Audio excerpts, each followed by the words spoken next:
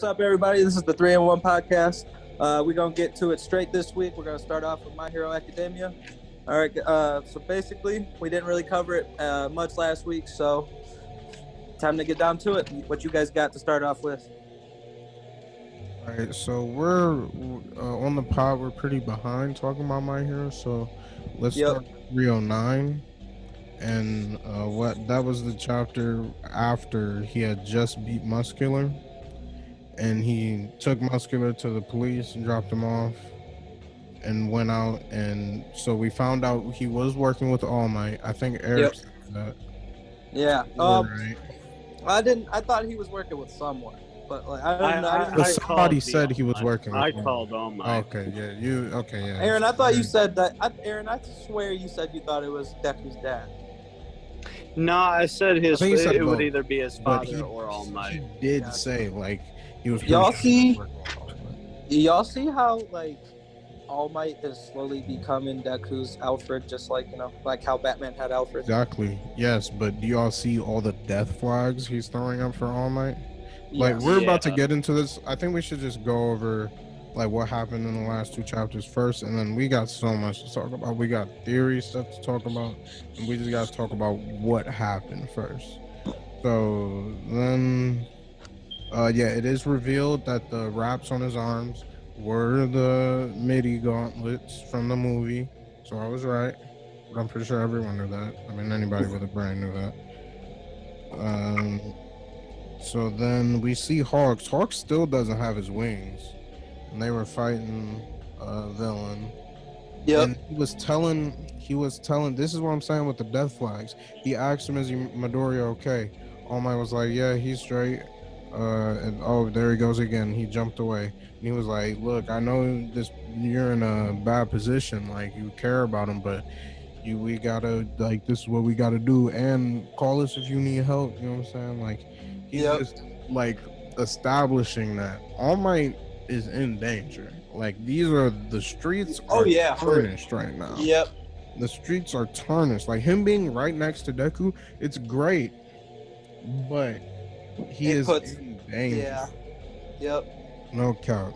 But here's another thing we can talk about. In the hospital with Deku's body, a lot of people were mad about this shit.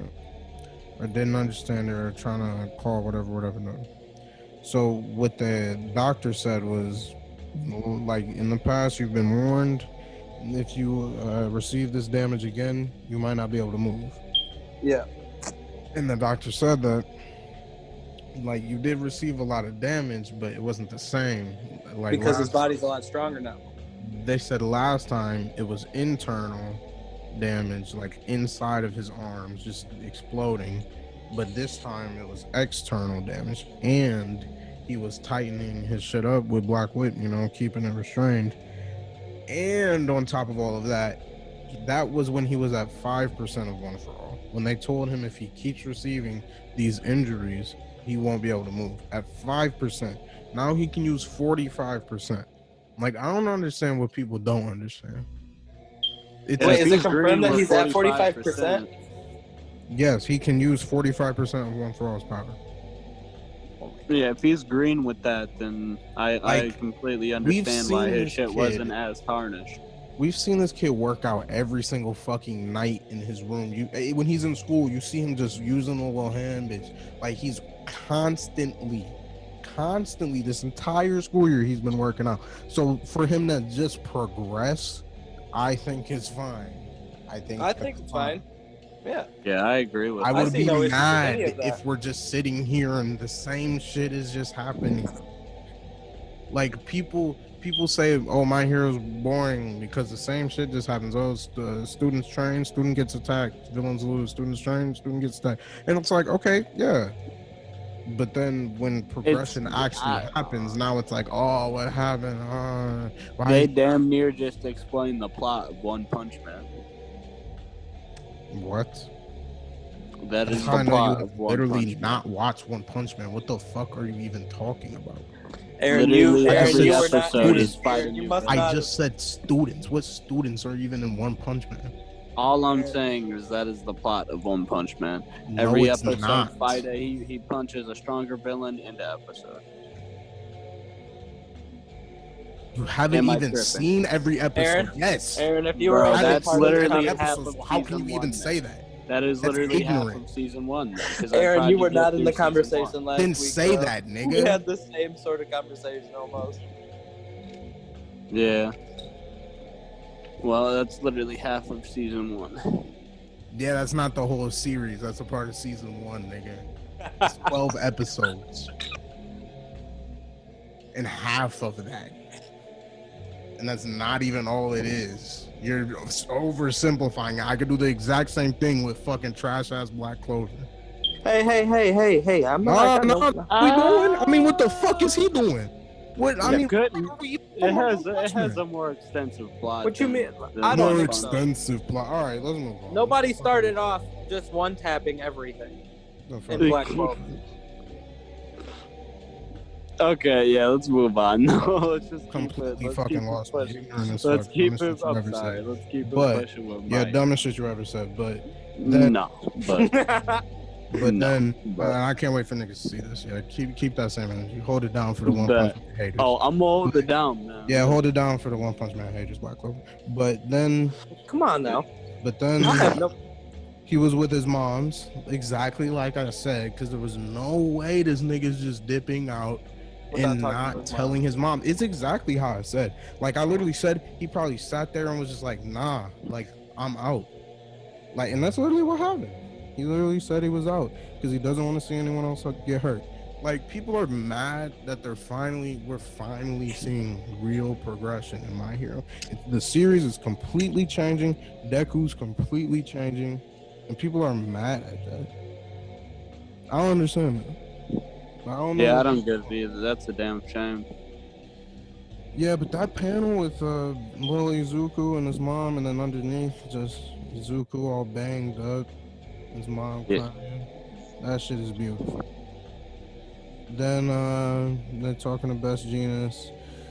Gran Torino gives him his cape, and Gran Torino said to him, don't be so like dead set on trying to save this nigga, because killing can be a form of salvation too. Yeah. So it's just another person, and even in the next chapter, another person's gonna tell this nigga like, bro, if you gotta kill this nigga, you gotta kill this nigga. So Horikoshi is really leaving it. I'm pretty sure he's gonna take away that nigga powers, but we're gonna talk about that when we get to like predictions and shit and theories and shit. But he's laying it out so that he has both options of either killing him or saving Shigaraki. Yeah. Yeah, but then, you know, I mean, I also don't see Deku like walking away from this whole thing completely unscathed. Like you see how they said that, like, you know, next time you hurt your body like this, you're done. Like, who's to say that he doesn't fuck his whole body up so bad at the end of all this that he might be out of it too. But who's to say he doesn't get to a point where he doesn't, like, there is no repercussion? Like, let's hope he does get to that point. But I mean, Keith just said he's only at 45%. But I mean, they did just say at the end of the last chapter though that shit's about to start ramping up though. So exactly, and then at the start of the next chapter, he saves Girly, and I was watching this video. Damn, whose video was it? Bro, when Deku held up the umbrella, I was like, look at that. Yeah, that's some real plot armor. And that him grabbing the umbrella mid conversation, like as she didn't even get a chance to like literally she puts her head down. He's right next to her. She's talking, looks up, and he has her umbrella. The umbrella flew away though in the beginning of this sequence. Like, it was far away. Oh shit. So people are saying that he has a speed quirk, because remember when he beat Muscular and I was telling y'all he had them streaks behind his back? Yeah. And people are saying like he has a speed quirk because like how is he just moving this fast? And I mean, yeah, because literally, let's just skip to the end of the chapter. When they show all of the vestiges standing and you see the third, if you look at his face, to me, the shit he has on his mask and the helmet looks like some speedster shit. It looks like some shit a speedster would have. I have a feeling. What's up? I have a feeling that the second user's quirk is like some long distance shit. Like Exactly. something It has to be. Look at his gauntlets. That's Yeah, why I don't it think looks it like is he should. Bakugo. His gauntlets are like a long, like rifles almost, like long range, big ass. Some people barrels. say he has lasers. That's what I was thinking too. Actually, what if he did have lasers and that's Now, like Deku would get like heat vision or some shit? No, like, it'll that's be the just same another, thing. But that's another nod to American comic. But I book mean, here. honestly, yeah, it's possible because he used Black Whip out of his mouth. Like, who's to say he can't like use it all differently as well? Yeah. Either that or those bitches are gonna shoot out of his hands. But do you think that maybe like he is part of Bakugo's lineage, or possibly maybe even that's just who Bakugo like maybe referenced his stuff from? You know, like you ever think I wouldn't maybe necessarily say that. Maybe he's a hero that went down in legend. That like maybe that his parents Bakugo... set Bakugo up to be a hero like that based on their quirks. But I don't know. That's just all speculation. I can't lie to y'all. This nigga has no relation to Bakugo. I don't think he has his quirk. I don't think he's an ancestor. I think that shit is dead in the water now because there's just way too many differences. This is literally only Horikoshi just reusing Bakugo's design. Because Bakugo, I'm pretty sure that's his favorite character, and that's his favorite character to draw. So like he's just gonna reuse that design just because manga could just do that. If you look through so many series, niggas just be reusing their designs. Yeah, I know. I know. I hear that, but like I don't know. Like he literally has a different hair color. Bakugo would have to. How do you know that? How do you look at his hair, the shading. Look at the shading. It's different than Bakugo's. Bakugo's hair is not shaded that dark. It's not shaded that dark. It's light, but everything is on purpose. Everything Horikoshi does, everything that's drawn is drawn on purpose. He don't draw no shit on accident. You don't make no shit a little dark just nah, that is for sure. He for sure do not have Bakugo hair color. He doesn't. Let me look at this real quick. I'm pretty sure that shit is dead in the water. I don't think any sort of association, relation, ancestor, same quirk. Nah, I think it was just all a coincidence this whole time. And he probably wrote that shit out. Yeah, he definitely wrote that shit out when he heard fans were like, "Oh, is it Bakugo?" He was like, "Oh, I wonder." He was like, why not drag this shit out? I feel like that cut at the end of chapter 305 or whatever it was. I think that cut right when we were about to see the second and third. I think he only did that just for clout. I think he was just like, yeah, y'all niggas think these niggas Bakugo and Kirishima? Okay, bet. Let's switch. Let's go to some. But it was crazy that the design looked just like like the design, like the whole design is the same. Yeah, I don't blame people. The gauntlets and everything. Yeah, a lot of it was very similar. When you look at him from behind, yes, but then as soon as you look at him from front, to me, it's just not Bakugo. Like, bro, when they showed him them busting down the door and finding the first user, like that looked like some Bakugo shit. Like the way, just look at look at him. Yeah, I'm not gonna lie. He probably has Bakugo personality traits clearly, just off of no cap. Like when he did kick down the door, he does look angry as fuck on some Bakugo shit. Yeah. But clearly he's way more rational than Bakugo, because if you put Bakugo in that exact same situation where it's one for all his little brother, I think Bakugo would have blew that nigga. I don't think he would have walked over and put his hand out. Unless he had some greater motive. Yeah, right. Unless someone told him to. I think left it to Bakugo, he would have blew that nigga. I watched this video. Somebody tried saying that that they got out of this as the second and third user were also villains. I'm like, who the fuck? Where did you get out of this that they were villains? like it never stated that they were villains. It says right here, doing full well of my ties to your mortal enemy. Or there's I don't know. The only way I could see them being villains is if they maybe did work for All for One, and then some shit happened, yada yada. They turned on his ass, went and saved his little brother, and then ended up teaming up with him instead. I can maybe see that shit happening, but I feel like that's just adding storytelling. And For like, what reason? I don't know. do you think they had known of his quirk in some way or no? Was that all just like? I feel like it was all accidental at first. It was completely accidental. Yeah. Gotcha. So was it passed to him that when they touched hands? That's what I don't know. I don't think we know that.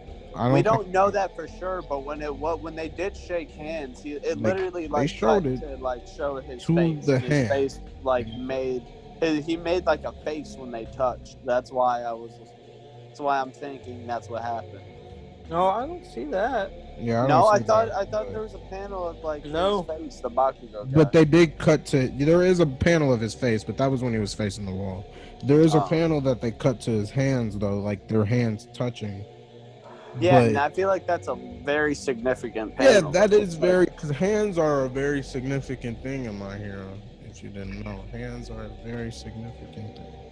Okay, but this ending panel, 310 with all the users, should have gosh. Like, I don't. Okay, do y'all think? I mean, I'm pretty sure it's all but confirmed. I mean, I'm pretty sure he has all of the quirks. Yeah, I think so. I think he does. And they're saving this last one for, well, obviously for last, but it's gonna whatever it is, it's gonna be crazy. I feel like because like, bro, hang on. What if, bro, hear me out. What if All Might dies? Becomes a vestige, and then he gets that like big ass body form, and that's what stops him from breaking his shit later on in the future instead of a healing quirk. Just hear me, like, what? Let's just throw that out there. What if that's because that is one of the few unexplained things in My Hero is just the buff form.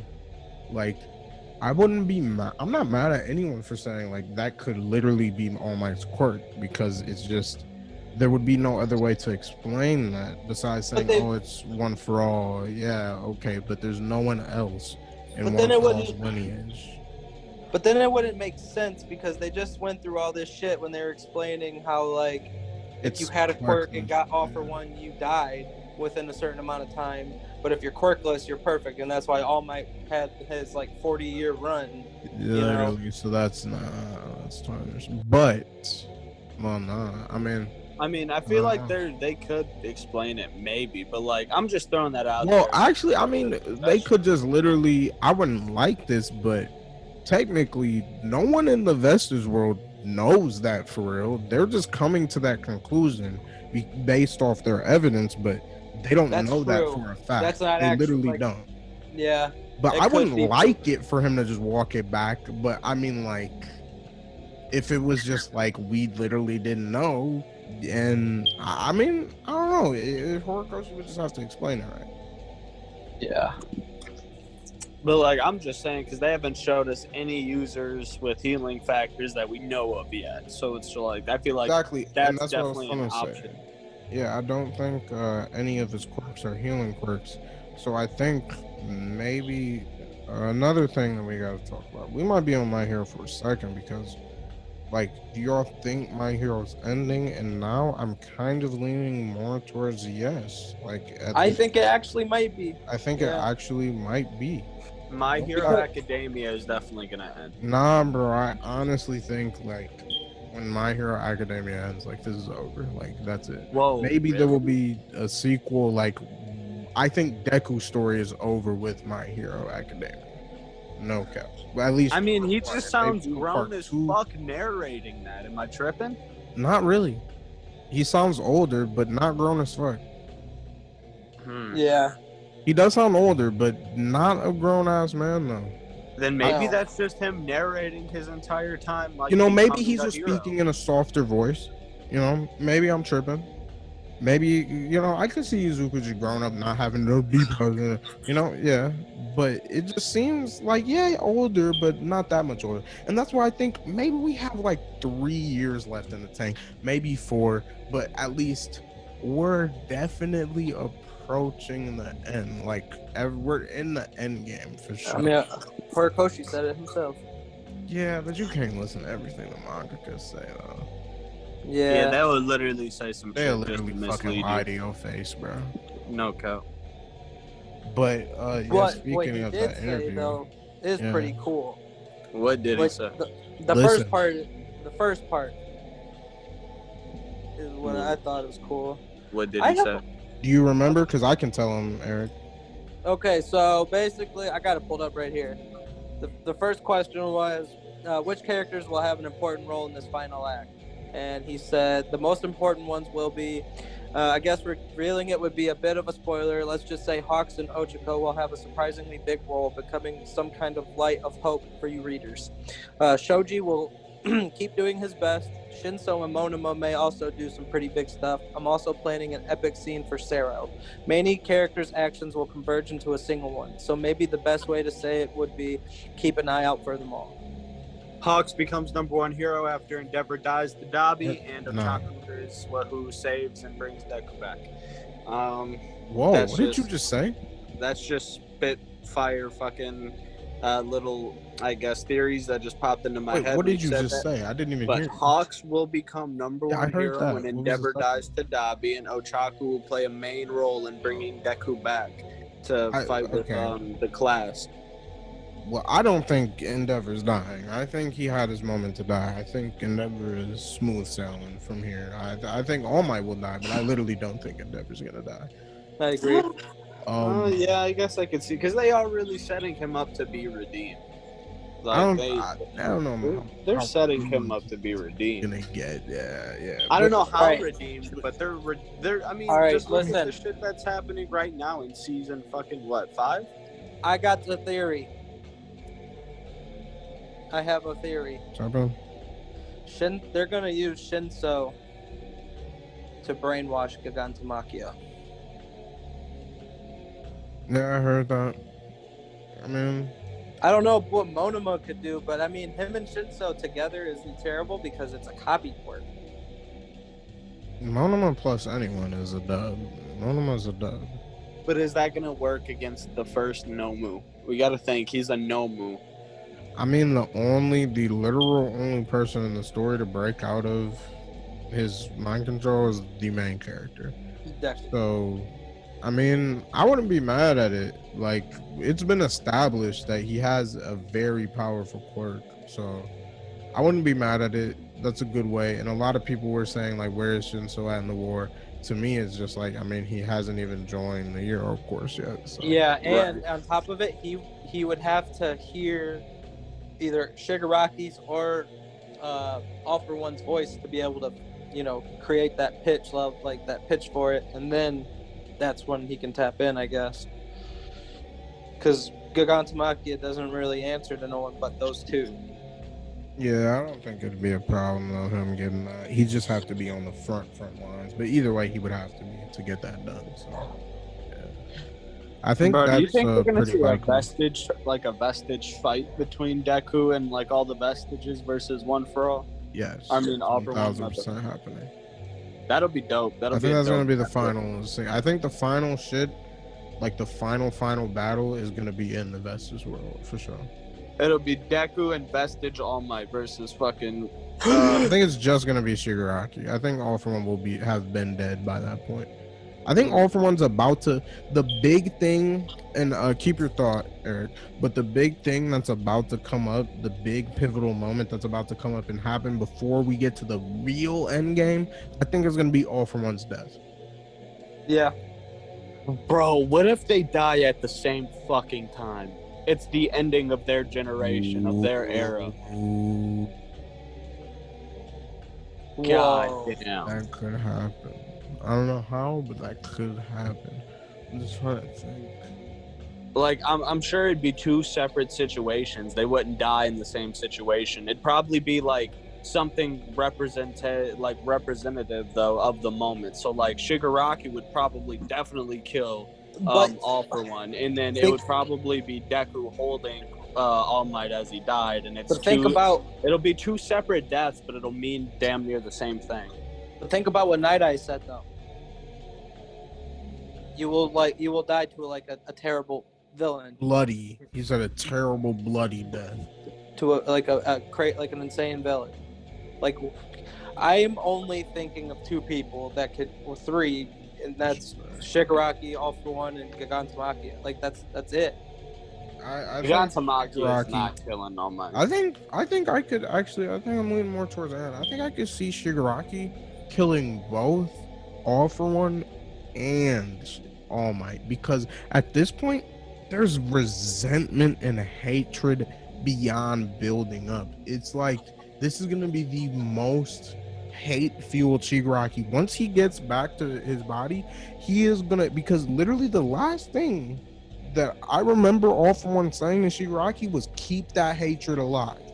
So that's exactly what he's gonna do. And as soon as he gets a body, because I mean, what if he ends up in like All for One's body and kills him and gets his body back or something? I don't know. But whenever he gets his consciousness again, he's gonna be loose, bro. He's gonna be a loose fucking cannon. For real.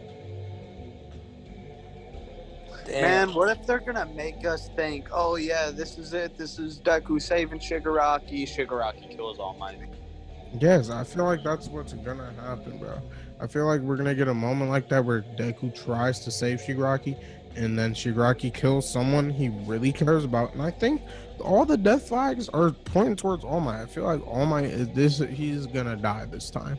All the other times that we thought All Might was gonna die, like even just now in the war when I would thought he was gonna die. Fuck no. But this time, I think it's gonna come. His vestige is gonna appear during the last final battle.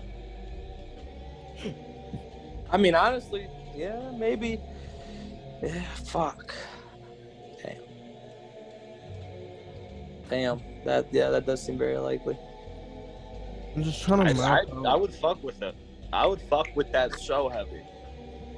Look, I can't lie to y'all. Like, the ball is in Horikoshi's court. Like, at any point, he can just say shit hits the fan. At any point, he can just say Shigaraki is at UA about to kill all the kids, and then Deku has to show up. Like, Shigaraki can do whatever he wants right now. I mean, All for One can go wherever he wants right now. The only thing holding him back is waiting for the body to heal. Like, is there anybody that could defend UA right now? Deku. That's it. But like, let's just say he didn't even. He's like, it takes him a half hour to pull up. In that half hour, who is stopping him from slaughtering anybody? Edgeshot. Bakugo, and Todoroki, because Todoroki is a fucking powerhouse. Yeah, but is he there, or is he gonna be dealing with Dabi?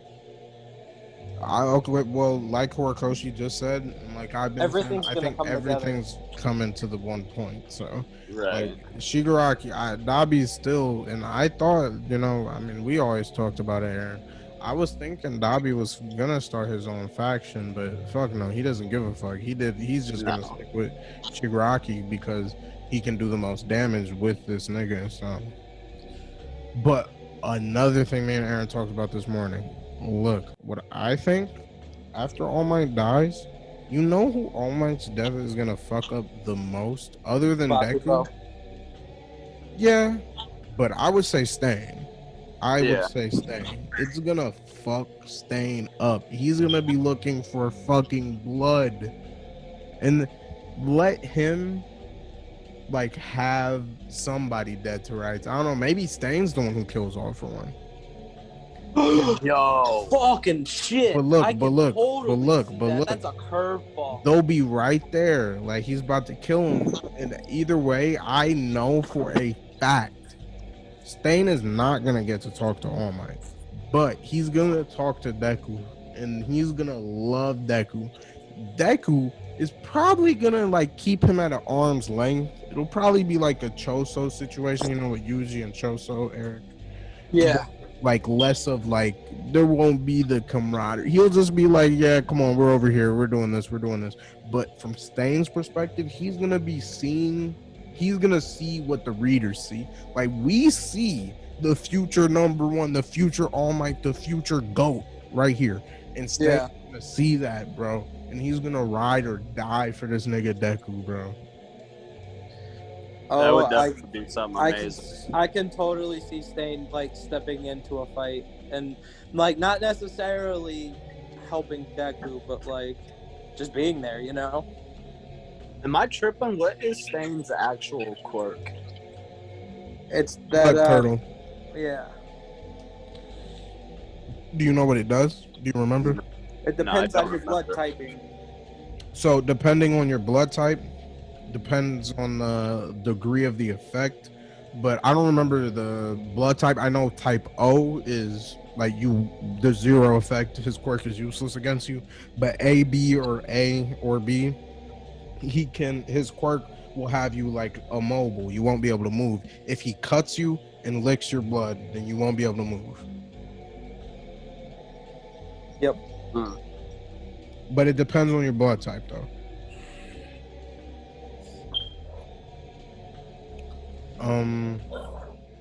But what he said about Shinso and Sero, just like in Shoji, yeah, for real, bro.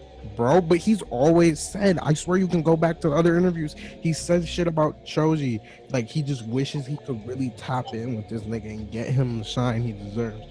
But look, I think that's what it is, bro. I think we just figured it out. Look, Shigaraki's gonna attack UA, and we're gonna see it's gonna be some like a Goku situation where yes, Deku has the speed quirk and he has everything, but he's far away. He's been dealing with whatever the fuck. Deku might end up fighting a big villain, but he's gonna be dealing with that, and then it's like, okay, he has 30 minutes to get to UA, so we're gonna see all the UA kids just have to strap their nuts on, and they just gonna just hold it down for the 30 ball, and it's gonna get that's Deku's I am here moment, and then that's his iron. Yo, I think we predicted this because I think might be exactly what happens. I think we're gonna see Deku fighting niggas for a while. Maybe we cut back to UA and see what they're doing for a little second. We see Deku fighting more niggas. He's gonna fight a big nigga, but it's not gonna be too big because of course he'll be able to take him out. But it'll be like a way bigger villain that he has to, like, it'll be something that he has to defeat like right then and there, or a lot of people will die. Gigantomachia escapes, bro. Nah, Gigantomachia is gonna be with Shigaraki. He's gonna have to be. For Shigaraki to stand a chance, he needs Gigantomachia. He needs like all of his resources. Because it was. Bro, I'm just about ready to see Deku blow Gigantomachia's shit out, bro. We're gonna see that, bro. Oh my god, that's gonna be awesome. Jesus, and it has to be just like one punch, put his ass down. That's all it has to be that. It can't be some drawn out fight, or else a continent's getting destroyed. Tokyo, bro. This is crazy. Yep, I think we definitely right back. I gotta see what this fucking dog is doing. Hold on, bro. This nigga running away. I'm gonna have to put him up. Okay, bro. But anyways, let's keep it pushing. My hero. I honestly, I want to know where Bakugo's story is going to go and where that's going to conclude. Because to be honest with you, he's definitely one of my favorite characters in the story. Yeah, so, like, and Horikoshi didn't say a damn thing about him in that interview, which has got me like thinking about that. Like, what, he didn't say a damn word about Bakugo. Yeah, but then again, why would he? Like, I feel like it's almost right that he would only name characters like Hawks and Ochaku, just because they're definitely more like placed as side characters instead of our main loved characters. So like, if I were to tell you that fucking Bakugo and Todoroki are gonna play a huge part in the ending, I mean, we kind of already figured that, you know. Yeah, it's true. Yeah, I see that. What were y'all talking about? We're just talking about Bakugo's progression, where the story might end, like, with him, because I definitely am curious to see what what's his name, the author does with Bakugo's character, because that's definitely one of the more like renowned characters of MHA. So I feel like he has to have a best ending. You already know damn well, whenever Deku decides to, like, if what we say is true, and Deku does show up with his big moment, you know damn well once he gets there, you're going to see some explosions in the background, and you're going to see Bakugo step right next to you. He's going to be like, fuck that.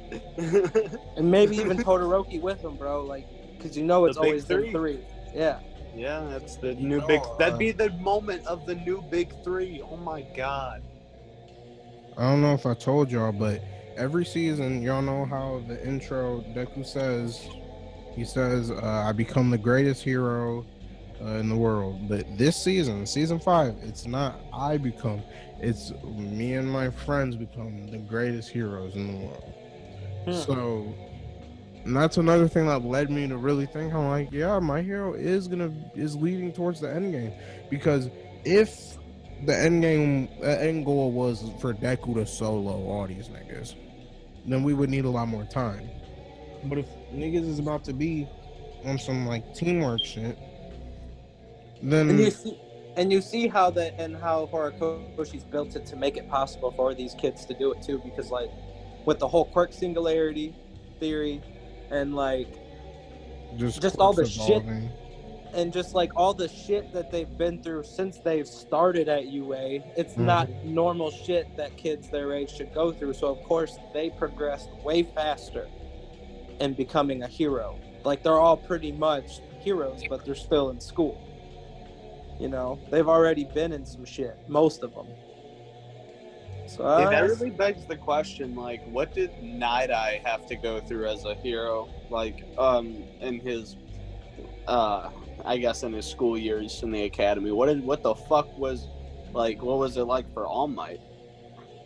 Because they said he came out the gutter as like beating and kicking ass. And fucking my question is like, why? I wish it would show us more time like with him at UA. I don't know if All Might went to UA. Did they ever say if he went to UA? Yeah. I mean. Yeah, they said he went to UA and he was like in America in his youth as well for a year. I knew about that.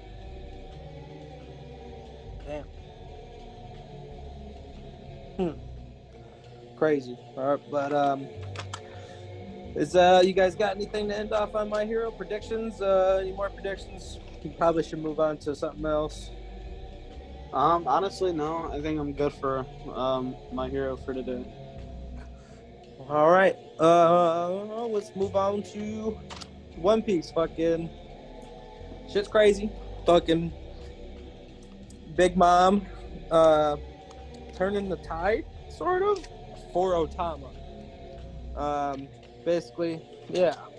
Big Mom's fucking some people up, and it's been crazy. Aaron, did you see the last chapter of One Piece? Yeah, I seen. Big Mom made her new cloud. What was her name? Yeah, Hera. Yeah. It's not even a cloud. That's just lightning. It's pure lightning. Yeah. Yeah, pure lightning. So she's kind of a Dragon Ball character now.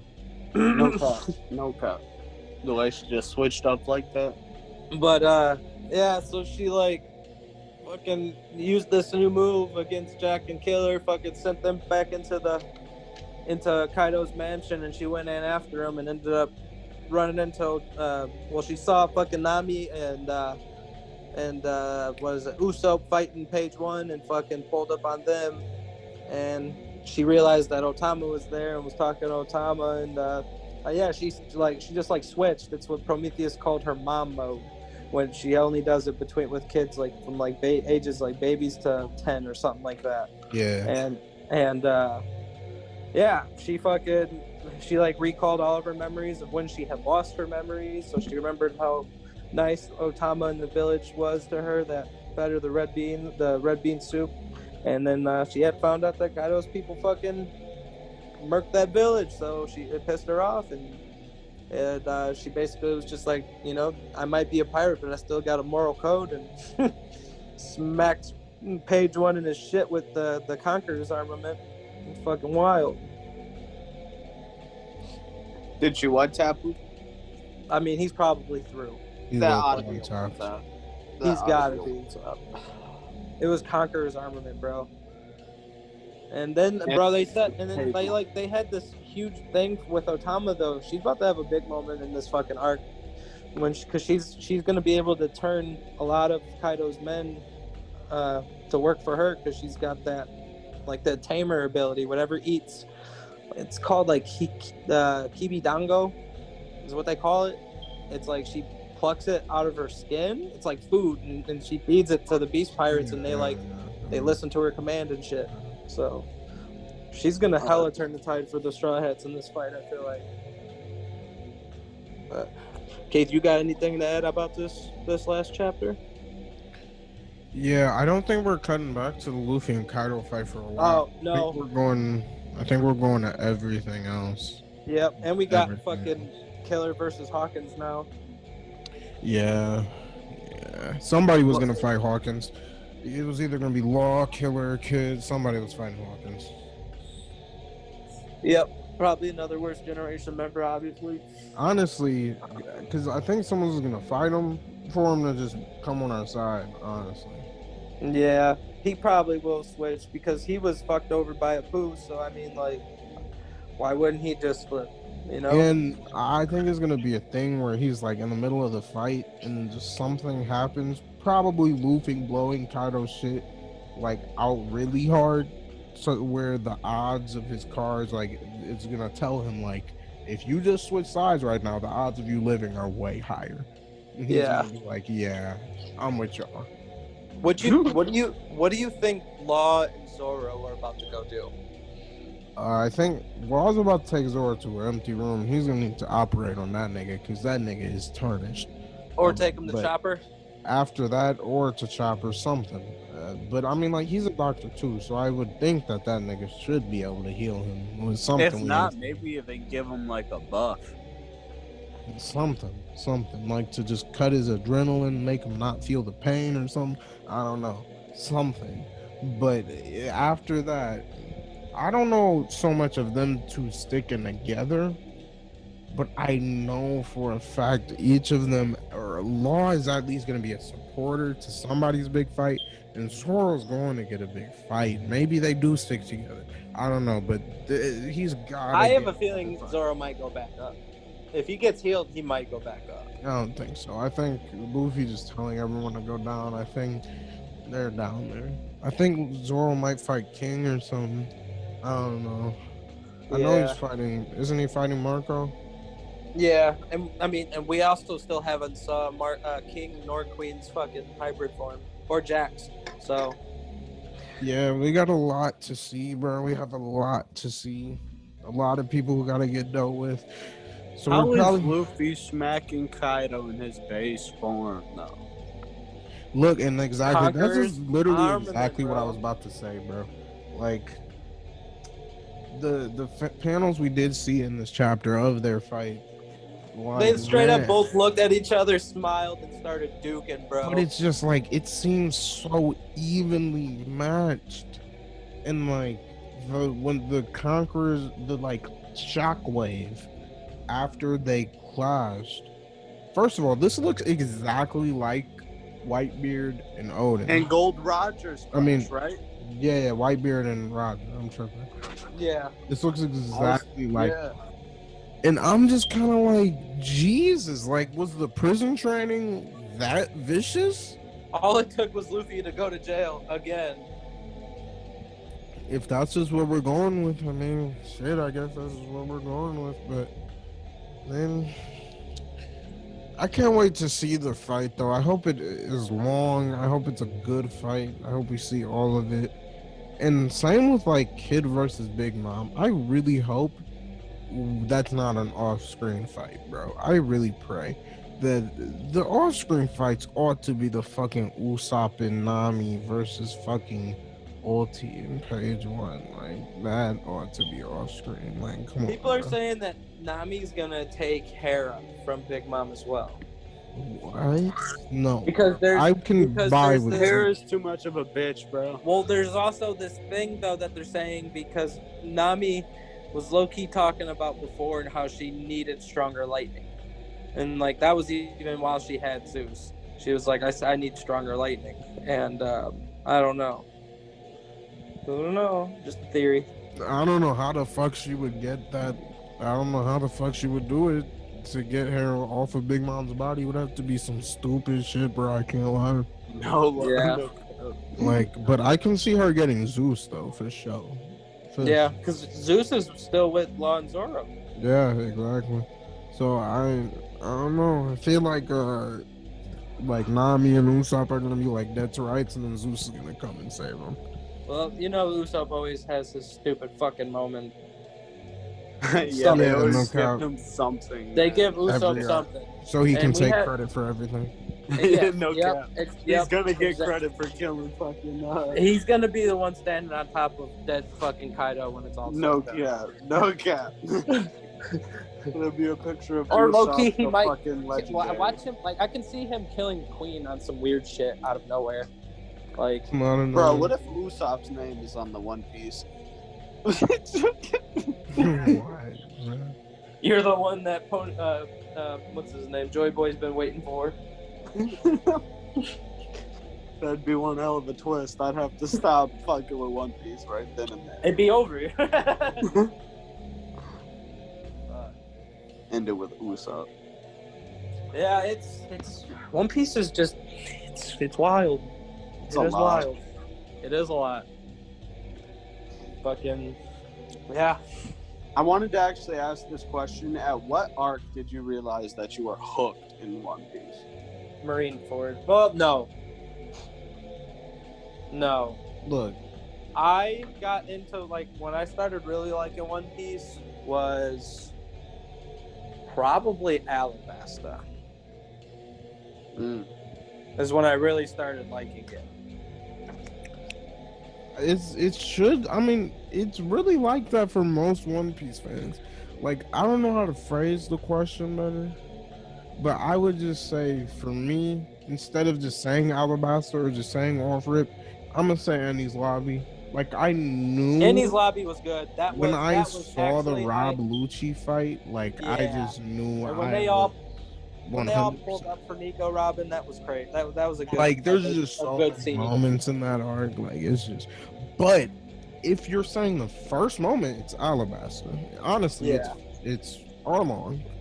Yeah, Arlong. Arlong. Honestly, it's Baratier. Honestly, it's Baratier. Bro, yeah, Baratier. I agree. I don't know. That's just such a hard question because when so long. It's when fucking what was that? When they first got into Sanji, when they the whole when Sanji was I'll feed anybody, and then what was it? I can't remember the whole moment, but when Zoro finally stepped up for Luffy for the first time, and he got. You're talking about fucking Sabaondi. I'm thinking about a different time, but I know what you're talking about when he took all the pain from Kuma. When he took all of Luffy's pain. Yeah. That was a good moment too. But I can't remember what I'm thinking. It was in the right when they first met Sanji, I believe. Around that time. I can't remember the exact. Baratier? I don't know. I think it's Baratier that I'm thinking about then. Yes, it's Baratier. I was gonna say that off rip, but I was we was just talking about that. So I was yeah, it is Baratier. Yeah, when Mihawk showed up and fucking stabbed him with the. Yes, it was Mihawk. Yeah, it was Mihawk. Yep. Yeah, that's Baratier. I would say that is the first moment where when I saw that, I was yeah, I'm here. Imagine pulling up to train with somebody and the first thing they do is take your eye. Wait, what? You pull up to train with somebody and the first thing they do is take your eye. There's people that say that eye ain't even gone. Yeah, people say that eye isn't gone. People say it could have been one of the gorillas or some shit he was fighting on the island, Who knows? He's niggas say he did it to himself. I don't know. There was actually accounts of samurai doing that in the past that apparently sharpened their seeing senses when they're in the middle of fights and shit. It gave them constant tunnel vision, so they're able to see the precise point to strikes and shit. So that's believable, definitely. What if it's some Kenpachi shit? Could be really. Hold on, I'm about to go grab this wax. You're coughing, reminded me. I'm gonna be right back. Give me 2 seconds. Not the wax. What were you talking about it? You know what the Kenpachi thing is, right? I mean, what are you talking about, like, in general? But you know who Kenpachi from Bleach is? I know who Kenpachi is. I don't know specifically what you're talking about. So, basically, when he releases his eye patch, it unseals the rest of his power. And so, like, who's to say Zoro opens that fucking eye and his hockey is just like... I feel like you would have done that by now, especially up against Kaido. But I mean, I can see if it actually does do that, then maybe they, for pacing reasons, wouldn't show it. Yeah. How long do you think we've been going so far? In this pod? Probably 40. 40? All right. 40. We'll keep getting back. Should we talk about Boruto and Super real quick and then get into our, you know what I'm saying? Yeah, we can touch base on them real quick. Boruto is getting, anime-wise, it's getting phenomenal. Saved. I love it. The anime, it's too early to say saved. Too early. But it's definitely being redeemed. No, y'all saw what I sent you, right? Kawaki is the one redeeming factor of Boruto, and that's a fact. Y'all seen what I sent you, right, in the group chat? Like the episode list. Yeah, we're getting a bunch of good shit finally, but like still, I need to see that shit and how they pace it, man. I need to see it before I can far from safe say that it's ridiculous. in my eyes. Far from loving it, but it's first time it's going. I'm invested. I'm invested. I enjoyed myself when I watched that episode. It was a good episode. I'm gonna start keeping up with Boruto. From now on. But Keith, you wanted to talk about where? Yeah, exactly. Where is it headed? Okay, and that's what I'm talking about. All right. Do you know what happened in the latest chapter? No, I can't lie to you on one thing. No, this might be the ignorant thing for me this episode, but I went to that chapter the day it dropped. I didn't read it, and I wasn't planning to, but I just swiped through it. And I was swiping through it. And I just kept swiping through it. And I would say like the second half of the chapter, when the two niggas was just in a room that entire time, that blew me. Because like I couldn't imagine waiting a month for a chapter and then half of it niggas is just like standing there. Like honestly, like maybe you could pull some shit from My Hero where it's like, okay. Yeah. Sure, but in that situation, it just looked like two randoms talking about some shit that probably was just like. Tell me what happened. So this chapter is essentially setting up everything that's about to happen, bro. It's crazy. So they introduced that girl. Her name is Ada. Basically, her ability I believe it's her eyes. They didn't say what the eye was called, but I believe it's her eyes or some sort of genjutsu. But she can make any human or any human, male or female, fall in love with them. The only exception to that ability are Otsutsuki, meaning Boruto and Kawaki. She wants to kill Amado, which is the dude that created all the cyborgs like Hachinkoji and shit. He created her.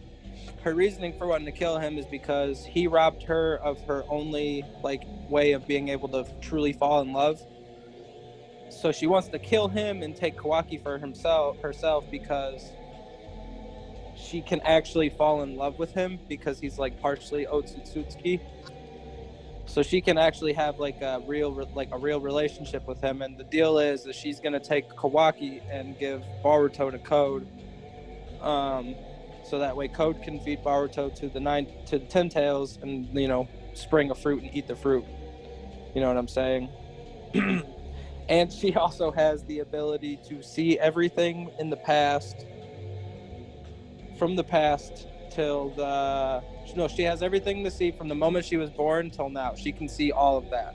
She can see I already lost me. She can see everything that goes on in the world. What? She was how? It's some eyes that she's got, bro. I don't know. No. She's like a living AI.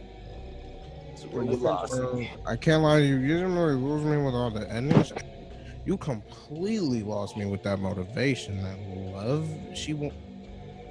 You lost me.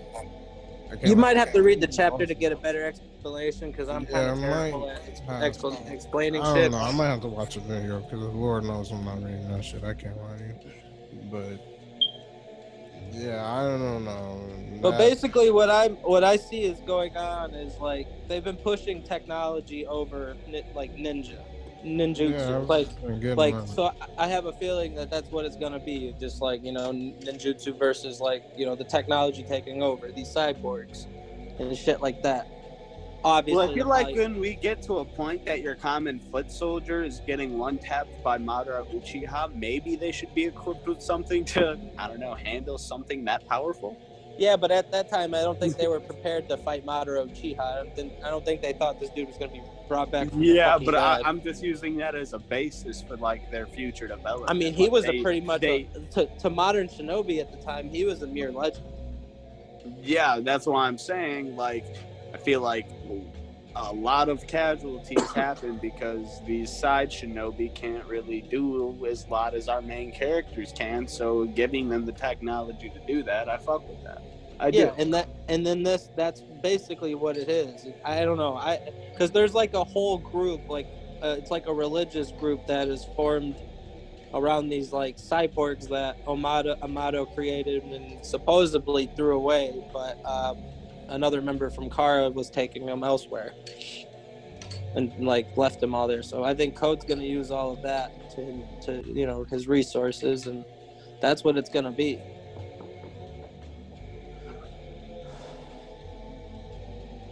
Probably a lot better than the way I'm explaining it, or, you know, hopefully, but we'll see. All right, now on to this Dragon Ball Super bullshit.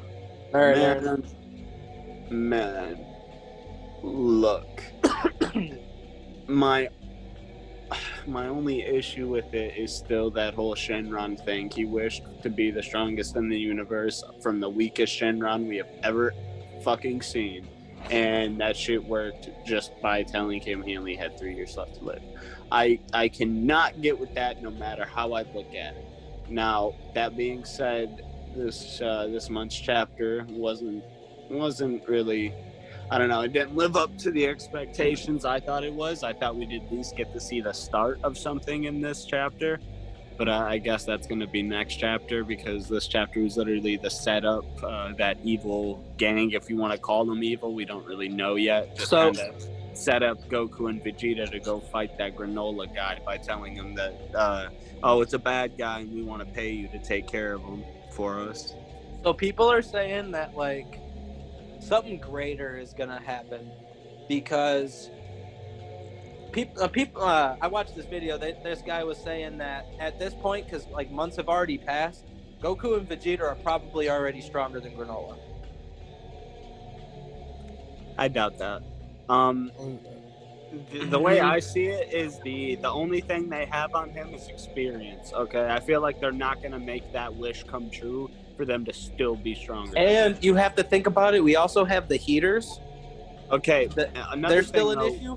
Listen, another thing, though, hold on. Whis isn't going to say that Granola is a problem if he's not stronger than Goku and Vegeta. Yeah, but Whis would not go as far as to say, oh, this could be trouble, just listen, if he's not stronger than Goku and Vegeta. They also have the heaters that are there. That one dude, Gas, who apparently can like be as strong as Frieza. Mm-hmm. And you do remember that they have, what's his name, 7-3, I don't know, I could be wrong, but that hit, I don't know what the hell is going on with that character. They still have him. He's there. They have like armies of clones of him. Yeah. So like, I don't know if he's I don't know what they're gonna do with him. But my only thing is like,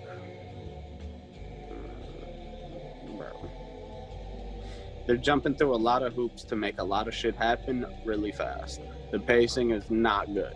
Like, pacing is terrible, and that's the thing I'm talking about.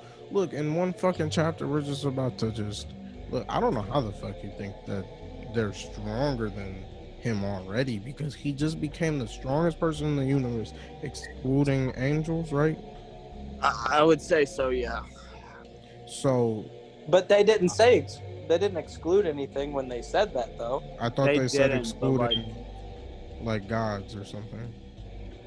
Maybe. Yeah, that's what I thought thought, which in my opinion is putting them at the level of a Kai. Well, okay, but that makes your argument worse if they didn't.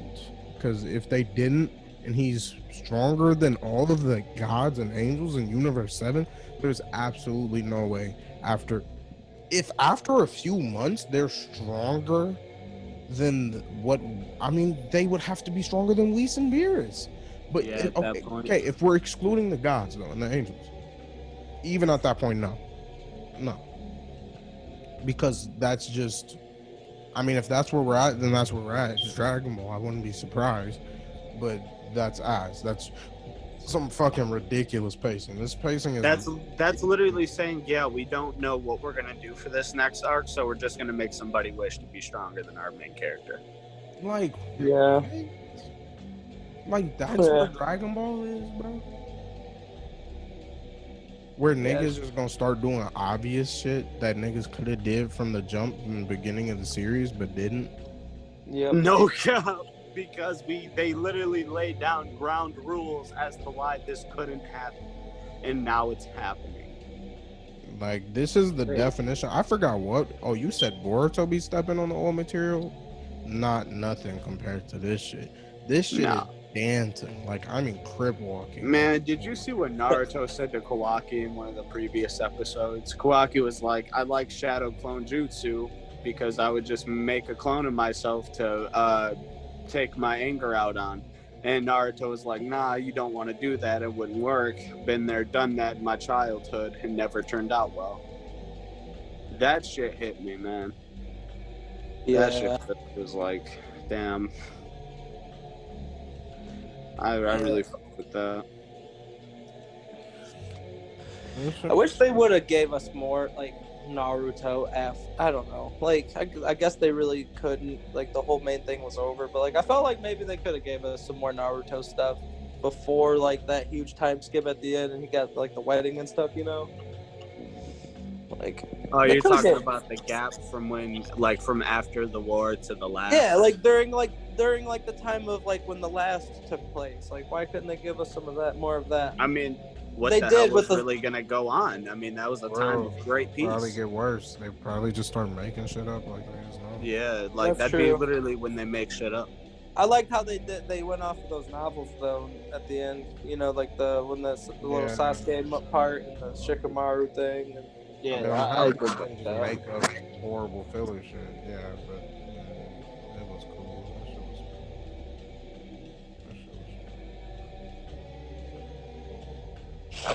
Was that it on Boruto? Yeah, I'm down. That's fine.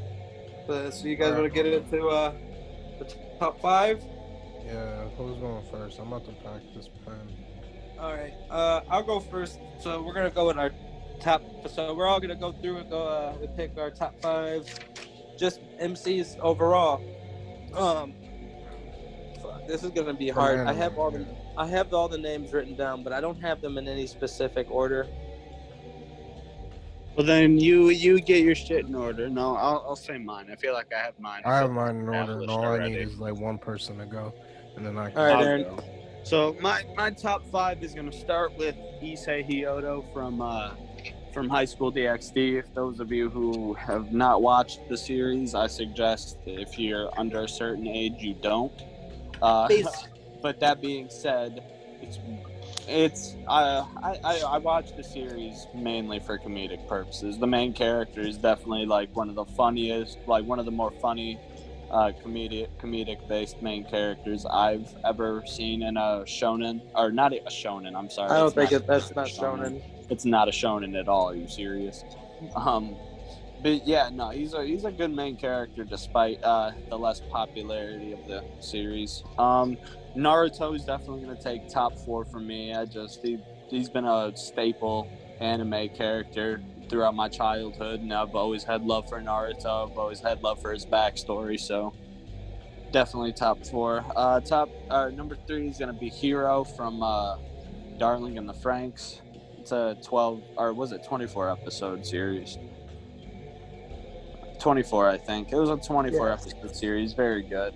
Definitely one of my top recommended series to watch. Number 4 is going to go to Deku. I feel like that's an obvious choice. Deku has definitely been one of the staple main MCs out there at the moment, and he's beautiful. No, that's number 4. Number 3 was Hero. Number 4 is going to go to Deku. Oh, yeah. I'm sorry. No, my bad. Number 2 is Deku. Number 2 is Deku. I'm tripping. You're right. You got me. So number 2 is Deku. And then number 1 is going to go to Thorfinn from Vinland Saga. I've never seen a character progress from just a child to the man he's become today. It's literally like I've seen this kid grow up. I've watched this kid's growth from every step of the way.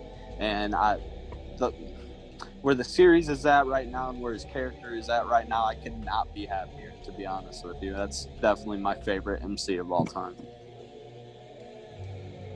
Okay. Keith, you want to go next, or you want me to go? Yes, I am ready, and I'm gonna start with my honorable mentions. I've got 3. Okay. The first one, Denji from Chainsaw Man, one of my favorite main characters ever, and I can't wait. I think he really will be in my top 5 once Chainsaw Man fully concludes, once part 2 is over and everything. Because this part 2, once this shit comes out, it's gonna be incredible. I'm gonna start second one of my honorable mentions, Saitama. Incredible character. So much more than just he punches a nigga. So much more than that. Ed, my third one, Ed from Full Metal Alchemist Brotherhood, or fuck with that. The first one, really should be top 5. He's in mine. Really should be in my top 5. But these next 5 niggas, undefeated. First, at number 5, Musashi Miyamoto. Incredible character. I haven't even finished Vagabond, but up to the point where I'm at, chapter 224, I have loved Musashi. I've loved him so much. His journey is comparable to my number 1. He is just so fucking great, and I know he's gonna be higher on the list. Honestly, he's probably gonna end up at number 2 once I finish Vagabond. But as of right now, number 5, Musashi Miyamoto. Number 4, I know neither one of y'all got this, young buck. Shikego Kageyama. Mob. Really? Mob Psycho 100. I was not. Love Mob. Mob, really? If I'm just saying favorite, he is my favorite protagonist of anything. Yeah. Not Mob the best, but my so favorite for sure. I love Mob. I love him so much. The shit he has to go through, bro. His development. Just watching Mob Psycho, bro. I think most people can really relate to that shit, bro, and just relate to Mob. And he is inspirational. Just being a little fucking nerd, but wanting better for himself. And just who he is at the beginning of season 1 to the end of season 2 is just ridiculous. Just the growth for a child is it's great. 3, now this tier, now we're in a whole different tier of niggas. Now these niggas, I know I said Musashi would be at 2, but that was cap. Now these niggas, no, these are different niggas. 3, Yusuke Urameshi. Same. Look, bro. Yusuke paved the way for Deku. He paved the way for Gon. He paved the way for all of these niggas. Everyone. All of these niggas. Only nigga he didn't was Goku. That's the only nigga. But everyone else, no. Yusuke paved the way for all you niggas. That is your niggas' dads. Bro, his progression And that's the thing with all of these niggas. It's the progression they made from the beginning of the series to the end. And Yusuke, bruh, Yusuke stays solid. And he stays Yusuke because he was a solid nigga from the jump. But it's just the development that's added to him and who he is by the end. And the anime ending, it's just beautiful. Beautiful. Yeah, Yu Yu Hakusho is the GOAT anime. Best anime of all time. Until My Hero. Because number 2, come on, bro. Izuku Midoriya, that hero named Deku from My Hero Academia. One of my favorite characters, if anything. Definitely the nigga. I don't know. It's between him and Mob, who I relate to this the most. But just the love for him, I got the most love for Izuku, bro. And Mob, I don't know. It's between those two. They're just the kids, bro. You can just see yourself, your younger self in these niggas, man. And it's just to see where Deku is now, it's inspirational, bro. It's crazy. And where he's headed, bro, I can't lie to you. He still has no way of beating number 1. Thorfinn Karlsefni. The best fictional character in anything. It's just, there won't be anyone who beats him. Long after Vinland ends, there won't be anyone who beats him. Because he's the best. And there's no character in any fiction that anyone could really show me that has this much progression, that goes through so much and becomes a completely different nigga. Whole different nigga.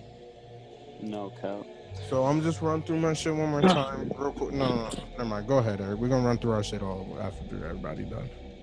So real quick before I say mine, I'm gonna go ahead and agree with both of what you two said about Thorfinn because of what you guys have told me, and obviously what I've known watching it, and then what you guys have told me happens after. That is great. If I had probably been caught up to where you guys are in that story, I'd probably say the same thing. Bro. Yeah, bro. Because honestly, it is a good story. Because like you see that young kid turn into a fucking killer, like this like great look like child turned into just like a savage. And then from what you guys have told me, that shit's amazing. You know. And yeah, bro. You literally see the struggle, like the aftermath of him deal with his demons from that time. Like yeah, but it's bro, like, that shit never left. There's more progression, bro. That shit never left him, and he just keeps getting so much better. But my top 5, I'm gonna go with my honorable mentions as well. I'm gonna first it's 25th Bam from Tower of God. Fuck with that. Because I don't know. He starts off as this character with like one common goal, and like just so much happens afterwards, and like he goes through just amounts of shit. I am not even close to being near caught up in this story, but from what I've already read and from where I'm at, I'm like I'd say 200 chapters in, and I think there's a lot more. But this dude is like completely wild. Like he does the shit for his friends, and like I don't know, that is just something that is like hits heavy with me as like a character.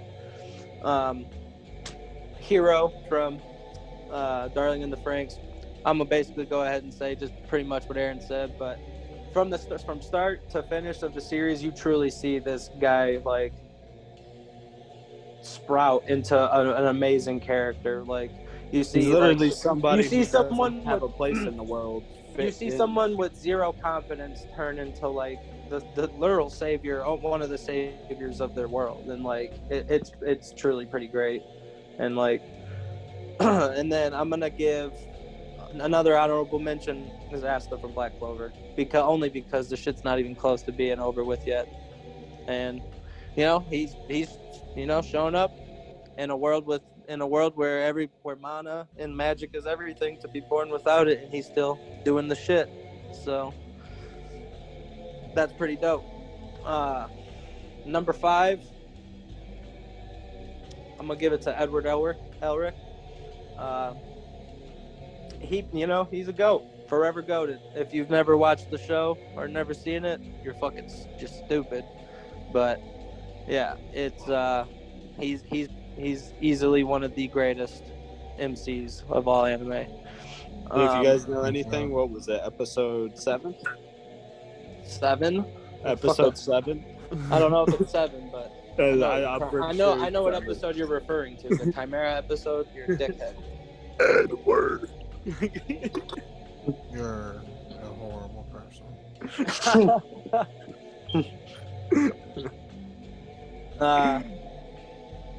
Oh, you know what? I fucked up. Oh no, I didn't. No, I didn't. Keep pushing. Number 4, Deku. Because he's great. I'm gonna go off pretty much what Keith said. He's great, but it's not over with yet. And by the time My Hero is over, he's probably gonna be my one of my top, like, for sure. Where am I at? Number 3 is gonna go to Yusuke, and I'm gonna pretty much piggyback off of Keith too, because what he said was pretty much perfect. It is the original, like, shonen. Aaron Like, hasn't seen Yu Yu Hakusho. bro, there's a remake. Watch it. Anyways, it is We'll see. like in along lines with I guess Dragon Ball. It is the original shonen. Like, it's fucking fire from start to Unlike finish. Dragon Ball, it's actually great. Yes. And it came from an amazing mangaka who had two top tier fucking manga and shows. Like, get out of here. No cap, niggas don't do that. Niggas write 10 manga and only 1 hit. Yep, this dude wrote 2 like hits, and one of them isn't finished yet. Willing that he gets into better health and can finish it. Man, prayers up to Togashi. For real. And then number 2, my man's Luffy. I mean, I don't think I need no explanation. He's obviously one of the oldest, and from what we've been talking about lately, look at him now. I mean, come on. He's a goat. He's a goat. And then number 1 is going to go to Naruto Uzumaki. Reason being is because that was the first anime that I felt like I really fell in love with. I watched all the others, but when I was like young when I first got hip to Naruto, and like, I don't know, when you see Naruto and like when I was a kid, you almost relate to the kid in some ways, and to see his come up, it was just the greatest. Like, I'm not even gonna front, I fucking teared up in the last episode. Like I'm not gonna front in no way. Like, that was Naruto in a whole was a fucking journey for me, because I grew up watching it. Like, and so yeah, that's number 1. I feel that. Can we agree? No, I think we've already talked about this. I'm just when we were talking and somebody mentioned Goku, bro, just really, Dragon Ball Z was so good until the Buu Saga. Like, the Buu Saga is when they made death irrelevant in that series. The Buu Saga is when they straight up started shitting on their own writing. I would literally say it'd be top tier had the Buu Saga never happened. Or if it did happen, maybe they planned it a little better, That's what I my got the same problems with Dragon Ball comes. Naruto. I have the exact same problems. Not the exact, but some like not. My main problem with Naruto was the filler. No, that's not my main problem, because that shouldn't even be a problem. Honestly, that just makes the anime tarnish. It's unwatchable. So then I move on to the manga, and there are still major flaws, like Zetsu. Like, come on, we can. I can't lie to you. Just off of this, next week we gotta do our top 5 just anime characters. Like, fuck protagonists, just characters. All of them. I'm down with that. And next week we can do that. But I think one thing we need to talk about too is nostalgia with anime. And we're gonna talk about Naruto next week. I want to talk about Naruto next week. Yeah, I feel like nostalgia really gets in the way in depicting whether or not a series is actually good or not. We're gonna, You know what I'm saying? we're gonna hit that next week, bro. It's just because something is nostalgic, I don't think that automatically makes it a good anime. I agree with you, but I don't know. I feel Hold like up. We gonna talk about it next week. We gonna talk about it next week. Let's run through our list though. Aaron, you run it. I'll go into that. Let's just run through. All right, so my list, again, starting from 5, going to 1, Issei Hyodo, Naruto Uzumaki, Hiro. I cannot remember his last name for the. he didn't have a last name. Me. But Izuku Midoriya and Thorfinn Karl Sefni. Number 1. Oh wait, yeah, I'm fucking blow. Number 5, Musashi Miyamoto from Vagabond. Number 4, Shigego Kageyama from Mob Psycho 100. 3, Yusuke Urameshi. Motherfucking Yu Yu Hakusho. My brain was just gone.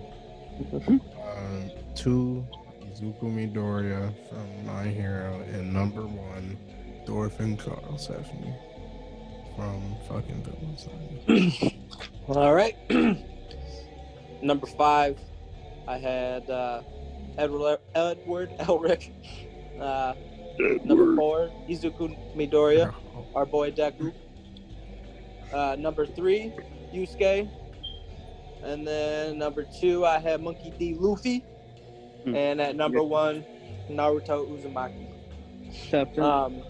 Did you guys want to get into our favorite shonen, or do you guys just want to wrap it up? No, I think that should be a topic for a different week. That's a lot. Okay, we can do that next week. Subject. We can do that next week. All right. Okay, but Shonen before we go real quick, I wanted to run some sort of poll on our Twitter when we were done, just to I don't know, maybe start some shit. Mm-hmm. And because we kind of, we're up to almost 250 followers on Twitter now, so we kind of got a decent following. So I feel like if we say some real loose and maybe some, I don't know, do some crazy shit. So I was wondering if you guys had any ideas. If I ran a poll on some I don't know, sort of it could be a bit it gets. Is Keith get tarnished for thinking Naruto is horrible? Wait, say that again. Is Keith tarnished for thinking Naruto is fucking horrible? Okay. Yeah, I feel like that'd be a good one. People on Twitter will definitely interact with Yeah, that. people will definitely interact with that. And I'll defend myself next week. Which ending was more tarnished, Attack on Titan or Demon Slayer? All right. Well, give me one to run right now. But give me one to run right now. Something good, because we haven't done nothing yet. I don't know. I haven't really ever posted really much yet to try to engage. Honestly, followers. Which ending was worse, the Attack on Titan ending or the Demon Slayer ending? Okay. Let's see what that sparks. All right, bet. But is that it for today's episode? Yeah, we can wrap it up. All right, Joe. Thank you for checking out the 301 podcast. Keep it real. Peace.